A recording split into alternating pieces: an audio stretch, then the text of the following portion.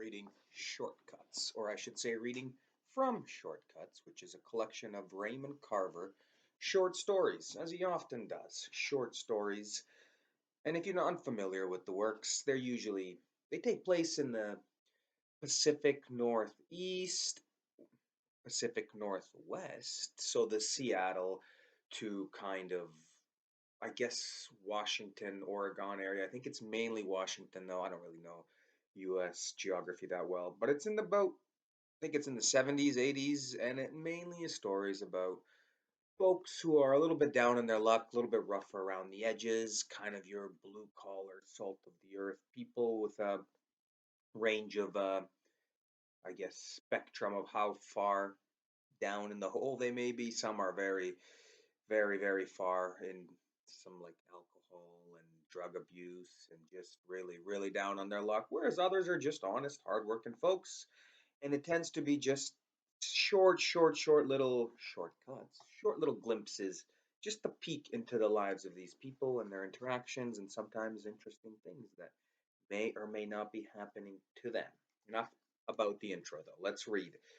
If you're following along and reading along, today we're going to read the second story in this book, Shortcuts, which is called, this is an interesting title actually, They're Not Your Husband. You can see that.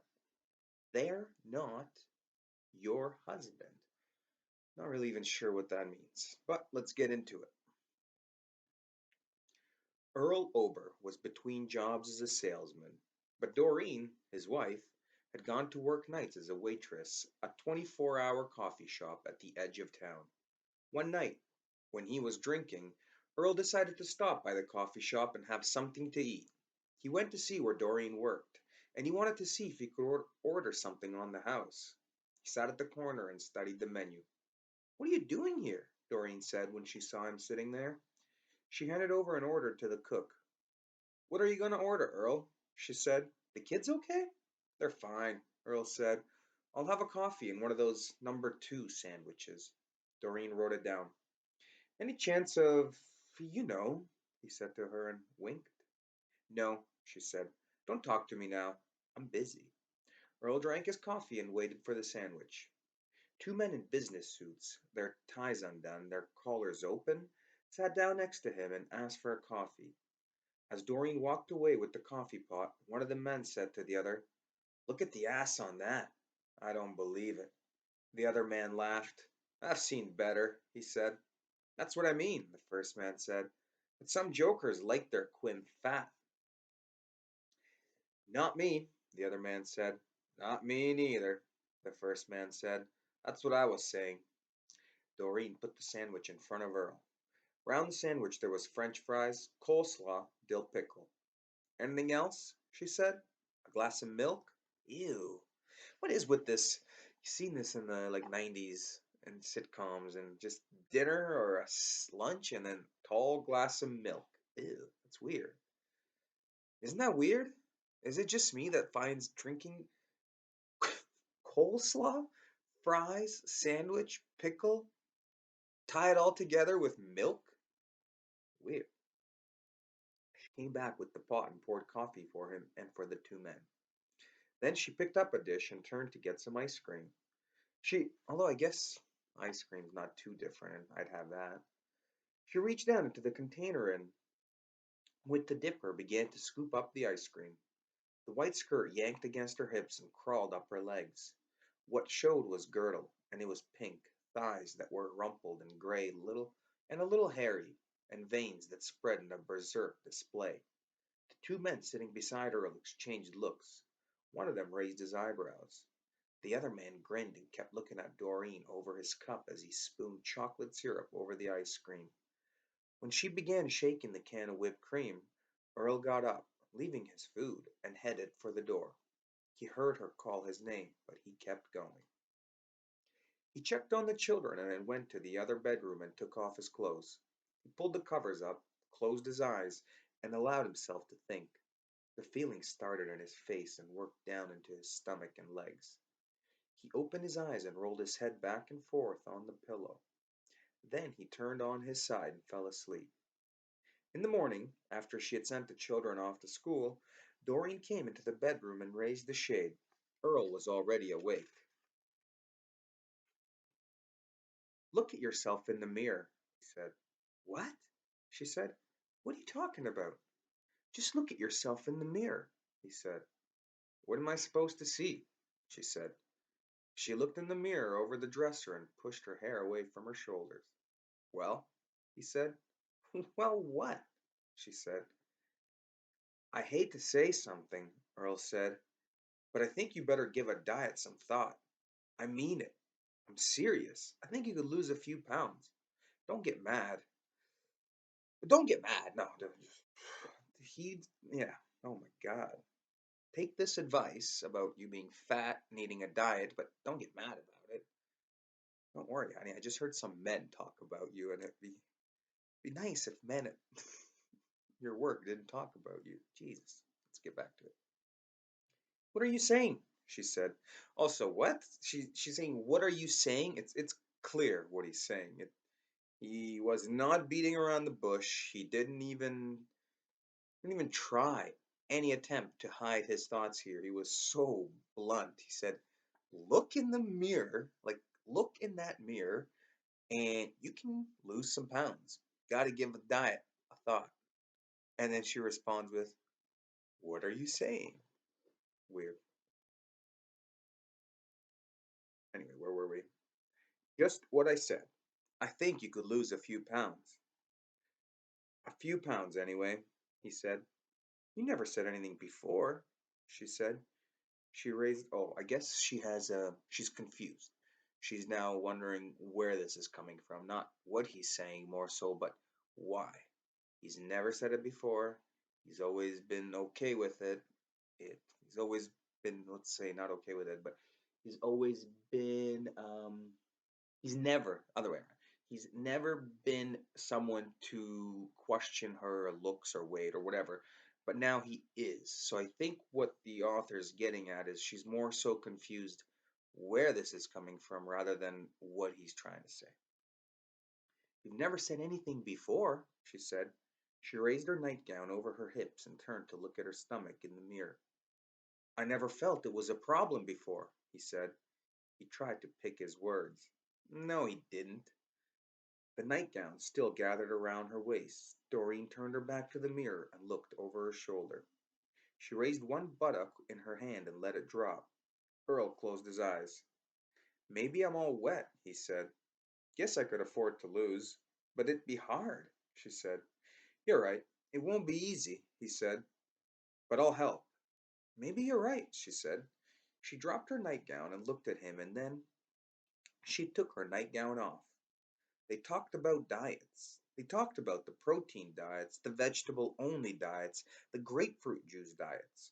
But they decided they didn't have the money to buy the steaks the protein diet called for. And Doreen says she didn't care for all that many vegetables. And since she didn't like grapefruit juice that much, she didn't see how she could do that one either.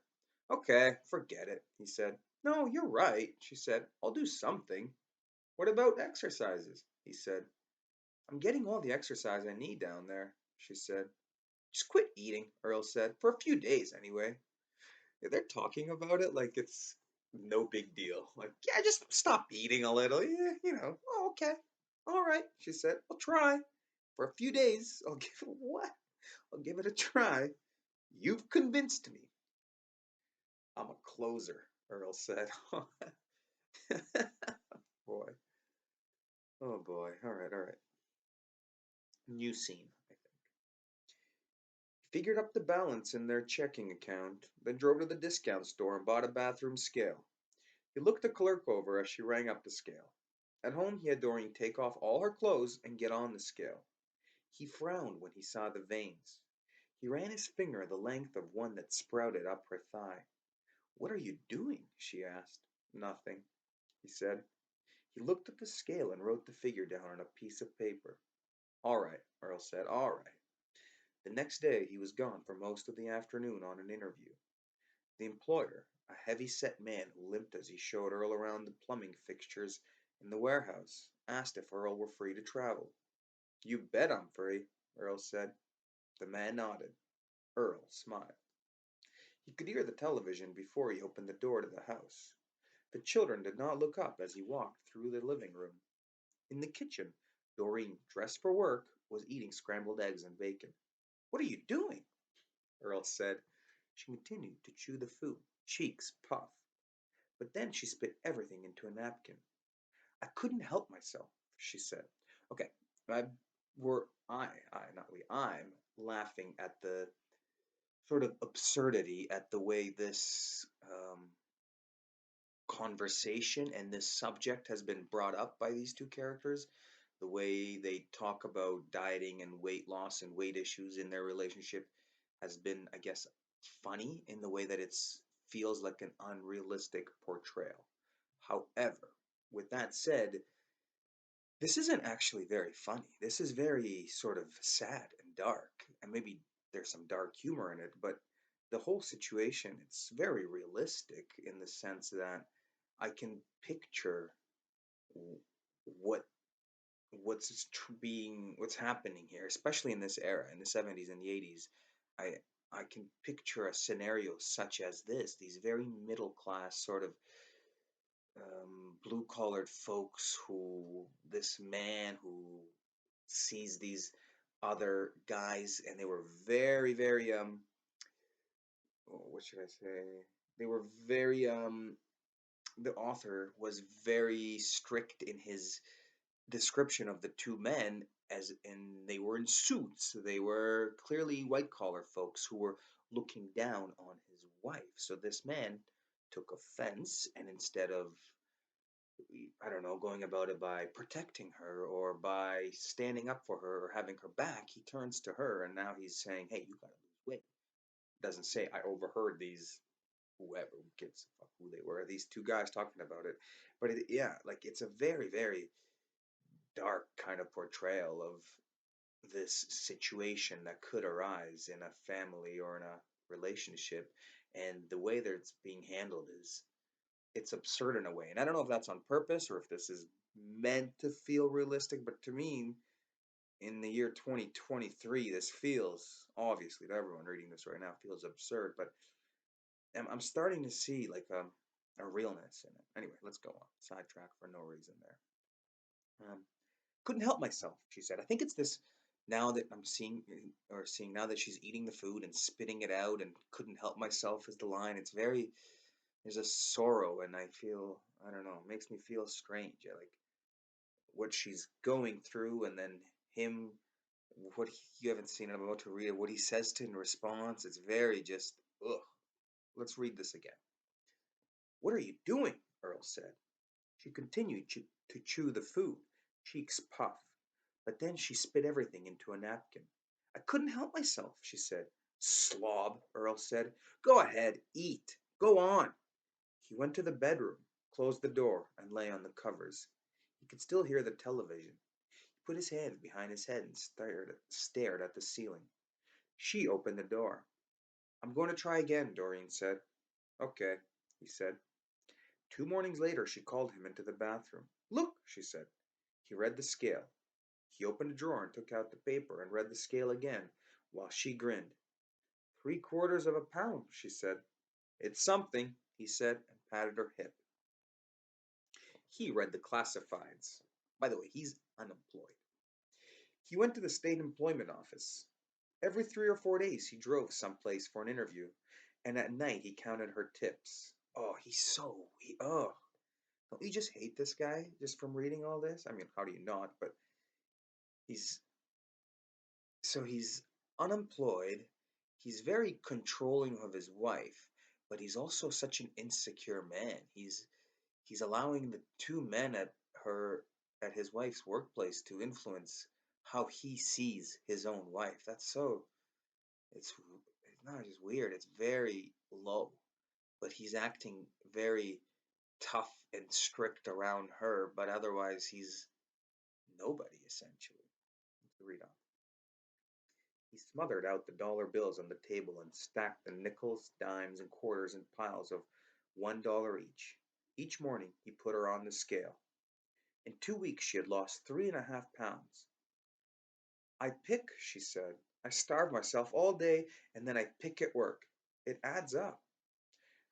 But a week later, she'd lost 5 pounds. The weeks after that, 9.5 pounds. Her clothes were loose on her. She had to cut into the rent money to buy a new uniform. People are saying things at work, she said. What kind of things? Earl said. That I'm too pale, for one thing, she said. That I don't look like myself. They're afraid I'm losing too much weight. What is wrong with losing? He said. Don't you pay any attention to them. Tell them to mind their own business. They're not your husband. You don't have to live with them. I have to work with them, Doreen said. That's right, Earl said. But they're not your husband. There's the explanation to the title. But they're not your husband. Each morning he followed her into the bathroom and waited while she stepped on the scale. He got down on his knees with a pencil and a piece of paper. The paper was covered with dates, days of the week, numbers. He read the number on the scale, consulted the paper, and either nodded his head or pursed his lips. Doreen spent more time in bed now. She went back to bed after the children had left for school, and she napped in the afternoons before going to work. Earl helped around the house, watched television, and let her sleep. He did all the shopping, and once in a while he went on an interview. One night he put the children to bed, turned off the television, and decided to go for a few drinks. When the bar closed, he drove to the coffee shop. He sat at the counter and waited. When she saw him, she said, "Kids okay?" Earl nodded. He said this time he took his time ordering. He kept looking at her as she moved up and down behind the counter. He finally ordered a cheeseburger. She gave the order to the cook and went to wait on someone else. Another waitress came by with a coffee pot and filled Earl's cup. "Who's your friend?" he said and nodded at his wife. "Her name's Doreen," the waitress said. "She looks a lot different than last time I was in here," he said. "I wouldn't know," the waitress said. Is he trying to fish for like some sort of confirmation on her weight loss and her new look? He ate the cheeseburger and drank the coffee. People kept sitting down and getting up at the counter. Doreen waited on most of the people at the counter, though now and then the other waitress came along to take an order. Earl watched his wife and listened carefully. Twice he had to leave his place to go to the bathroom. Each time he wondered if he might have missed hearing something. When he came back the second time, he found his cup gone and someone in his place. He took a stool at the end of the counter next to an older man in a striped shirt. "What do you want?" Doreen said to Earl when she saw him again. "Shouldn't you be home?" "Give me some coffee," he said. The man next to Earl was reading a newspaper. He looked up and watched Doreen pour Earl a cup of coffee. He glanced at Doreen as she walked away. Then he went back to his newspaper. Earl sipped his coffee and waited for the man to say something. He watched the man out of the corner of his eye. The man had finished eating and his plate was pushed to the side. The man lit a cigarette, folded the newspaper in front of him, and continued to read. Doreen came by and removed the dirty plate and poured the man more coffee. "What do you think of that?" Earl said to the man, nodding at Doreen as she moved down the counter. "Don't you think that's something special?" The man looked up. He looked at Doreen and then at Earl, and then went back to his newspaper. "Well, what do you think?" Earl said. "I'm asking. Does it look good or not? Tell me." The man rattled the newspaper. When Doreen started down the counter again, Earl nudged the man's shoulders and said, "Telling you something. Listen. Look at that ass on her. Now you watch this now." "Could I have a chocolate sundae?" Earl asked to Doreen. She stopped it. Man, obviously it's written from a male's perspective, and it's just got this unrealistic male portrayal of a male who's this guy. I think a little bit. It's a little much, but I get what it's getting at. It's very interesting. She stopped in front of him and let out her breath. Then she turned and picked up a dish and the ice cream dipper. She leaned over the freezer, reached down, and began to press the dipper into the ice cream. Earl looked at the man and winked as Doreen's skirt traveled up her thighs. But the man's eyes caught the eyes of the other waitress, and then the man put the newspaper under his arm and reached into his pocket. The other waitress came straight to Doreen. "Who is this character?" she said. "Who?" Doreen said and looked around with the ice cream dish in her hand. "Him," the other waitress said and nodded at Earl. "Who is this joker, anyway?" Earl put on his best smile. He held it. He held it until he felt his face pulling out of shape. I can picture that.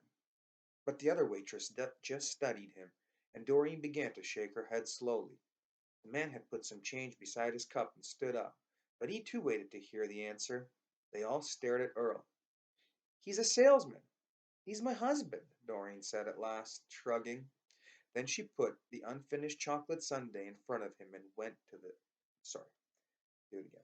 Then she put the unfinished chocolate sundae in front of him and went to total up his check.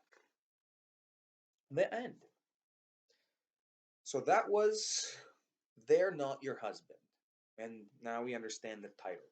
A very, yeah, it's a sad story, really. I think that's just a sad story, is all that is. But it's very interesting in its sort of slightly unrealistic caricature of this man who's just completely no boundaries, no regard for his wife at all, but plenty of of his own insecurity. He's very he has this issue with the way others see him and his wife, but more so him. I think he's trying to appear um, above where he actually is, because in reality, he's a loser, right? He's at least portrayed as a loser. He doesn't have a job. He doesn't really do anything. He doesn't seem to have friends or anyone to ground him. He's just kind of this pathetic-ish character, and his wife buys everything. She's the one whose money he's counting on the table. So it's this insecurity that he projects onto his wife and does these horrible things. And it's, I mean, you could say it's a bad story because it discusses this very touchy-feely subject of another person's weight and how blunt about it he is. But if nothing else, it's an not excellent, but it's a very good portrayal of that dynamic, and it's a good portrayal of the reverse part of that dynamic that I find refreshing because we rarely see it through the eyes of the abusive person in this dynamic. It's usually seen as